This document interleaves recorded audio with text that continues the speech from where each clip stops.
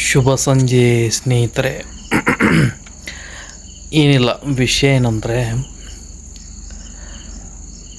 100 ಜನ ಸ್ನೇಹಿತರು ಇರದೇ ಇದ್ರೂ ಪರವಾಗಿಲ್ಲ, 100 ಜನ ಸ್ನೇಹಿತರು ಇರದೇ ಇದ್ರೂ ಪರವಾಗಿಲ್ಲ, ಒಬ್ಬ ಶತ್ರುವನ್ನು ಹುಟ್ಟು ಹಾಕೋಕ್ಕೂ ಬೇಡ. ಯಾಕೆಂದರೆ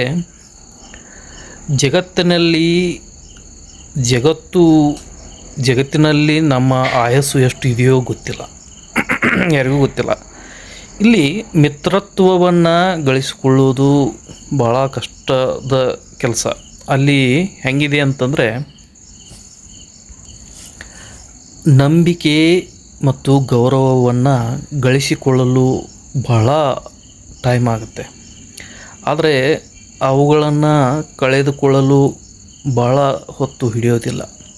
ಹಾಗಾಗಿ ಇರುವಂತಹ ಒಳ್ಳೆಯ ಸ್ನೇಹಿತರನ್ನು, ಒಳ್ಳೆಯ ಬಂಧುಗಳನ್ನು ಮತ್ತು ಒಳ್ಳೆಯ ಕುಟುಂಬದವರನ್ನು ಯಾವತ್ತಿಗೂ ಕೂಡ ಋಣಿಯಾಗಿ ಬದುಕಿ ಅವರಿಗಾಗಿ ಸಮಯವನ್ನು ನೀಡಿ ವ್ಯಸನಗಳನ್ನು ತ್ಯಜಿಸಿ ಅದೇ ಸಮಯವನ್ನು ಮಕ್ಕಳು, ಮರಿ, ಕುಟುಂಬದವರು, ಸ್ನೇಹಿತರು, ಆಪ್ತರು, ಬಂಧುಗಳು ಇವ್ರ ಜೊತೆಗೆ ಒಂದು ಒಳ್ಳೆಯ ಕೆಲಸಗಳಿಗೆ ಕಳೀರಿ.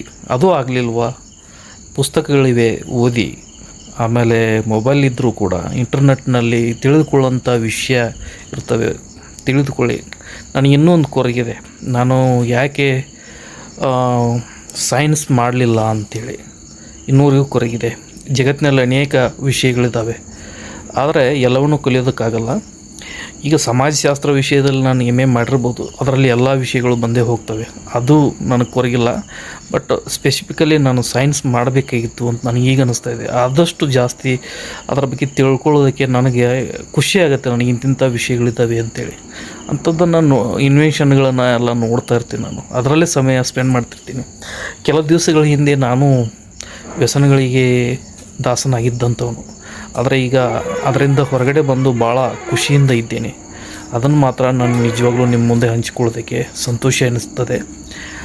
ನೀವು ಕೂಡ ವ್ಯಸನಗಳನ್ನ ತ್ಯಜಿಸಿ ಕುಟುಂಬದವರೊಂದಿಗೆ ಸಮಯವನ್ನು ಕಳೆಯಿರಿ, ಸಂತೋಷವಾಗಿರಿ. ಬದುಕು ಭಾಳ ಸುಂದರವಾಗಿದೆ, ಅದನ್ನು ಸುಂದರವಾಗಿಸಿಕೊಳ್ಳುವುದು ಅಥವಾ ದುಷ್ಪರಿಣಾಮಗಳನ್ನ ಎದುರಿಸುವುದು ನಮ್ಮ ಕೈಲೇ ಇರ್ತದೆ. ಆದಷ್ಟು ಒಳ್ಳೆಯವರಾಗಿ ಮತ್ತು ಸಮಾಜಕ್ಕೆ ಪೂರಕವಾಗಿ, ಕುಟುಂಬಕ್ಕೆ ಪೂರಕವಾಗಿ ಬದುಕಿ ಅಂತೇಳಿ ಹೇಳ್ತಾ ಶುಭರಾತ್ರಿ.